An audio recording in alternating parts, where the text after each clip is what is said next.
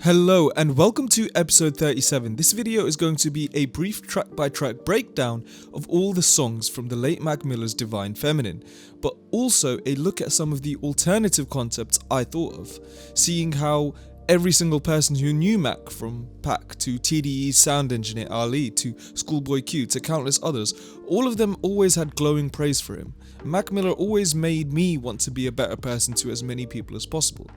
This video is in memory of his last album, but also is testament to what he taught us. Congratulations, the first track is about reminiscing over past love and memories that he had with someone special. It's a song about attachment, and to me, demonstrates how having that bond can make someone's purpose shift, whether for good or bad. The line, "You remind me of the color blue," is analogous to this intro track, blue representing calm and peace. It's a tranquil reminder for him that good does exist, that there are people worth admiring out there, and in that there are those worth making lifelong partners. And that is the beginning of this journey of the Divine Feminine. Dank, the second track, one of my favorite songs of the decade. Anderson actually wrote this album to being about those who have passed away, and Mac repurposed the verses to represent lost beauty and emotion and lost romance. Both interpretations are emotionally significant considering the passing of Mac in 2018. Ultimately, while the verses in the song speak about relationship highs and lows, it's also easy to transmute that to life. Good times and bad times are what make our lives as a whole. Looking at each moment individually is all we can do at each point when we have great moments or bad moments. But when we look back in time, we should be proud of how far we've come.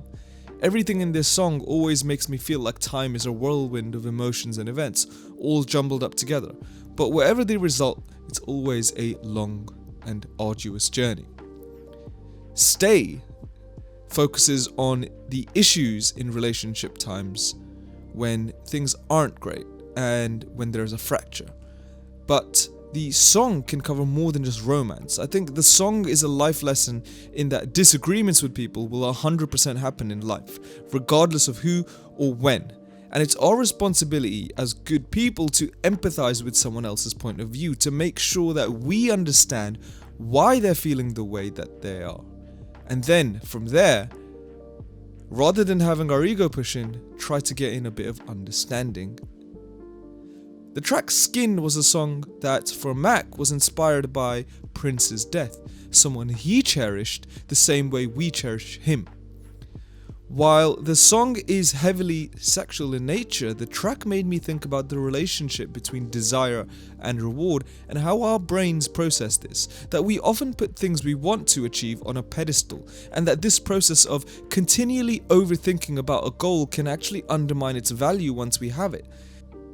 Think about the link between this track and the previous track, Stay, for example. Once we have a relationship with someone or something, the negative aspects of it can often make us want to question why we wanted it in the first place. And that's pretty interesting. Cinderella, with Ty Dolla $ign here, speaks about the anticipation for intimacy and the willingness to be all in for someone or something. That desire, that hunger, I think it grows in us because we believe so strongly that something needs to happen. It happens because of our conviction. The line, "If it's forever or never, it's all the same," demonstrates how what we do often delves into our purpose, but that nothing truly lasts, which is the sad story about putting in effort into something. You should do something because you believe in it, because you truly believe, but nothing is actually going to last. The next track, Planet Goddamn, interestingly enough, takes reign of the divine side of this album. It raises the question of how feeling love and other emotion is a spiritual experience, that it ties into our very core and our very existence. The line, "I know I'm out of my mind more often than not," really shows us how we do things without thinking a lot of the times, more than we like to. For example, good memories are often really classified as good in our heads a long time after they actually happen. It's a reminder that we as people don't introspect very often, and that our awareness of certain things is slow because our brain tries to simplify everything. The track Soulmate intrigues me a lot because the intro, an excerpt from the movie Good Will Hunting, is so important. It makes us think, Are such experiences as having or believing in a soulmate so rare that they're like unicorns and don't exist? It's interesting because we can only confirm this once we've experienced it, but no one else can prove it's true for you, only you can. The line "you can do anything you want, you are bound by nothing" in the intro really emphasizes to me how opening up with yourself is the true key to discovering how to manifest your so-called purpose in its truest form. It's the closest one can get to finding what you actually want to do. Be yourself, and don't be dishonest with anyone. The track "We" with CeeLo Green is a track that makes me look at different things. One being that we're so often enamored by things in life, in the moment, that we're too busy to correct ourselves or take a chance to look at what we could do better.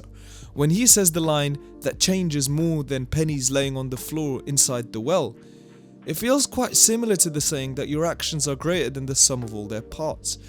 That there are more possible outcomes than those that you expect, which also ties into how Matt could be talking about how the future is always an uncertainty, but it takes great self-awareness to realize that and also admit that. We often want good things to happen to us, but we're always hesitant to put in bad implications in our own futures, despite the fact that there's an equal chance that it may actually happen. The line "before things come together, they have to fall apart" reminds me of how you need to confront the worst parts about yourself to really understand how good you can really be. You won't know your own strengths and weaknesses in certain situations until you're tested. Also, the line "you just don't know about how beautiful you are," and baby, that's my favorite part, sort of represents to me how we appreciate those who do things because they are connected with their reasoning and what they're doing.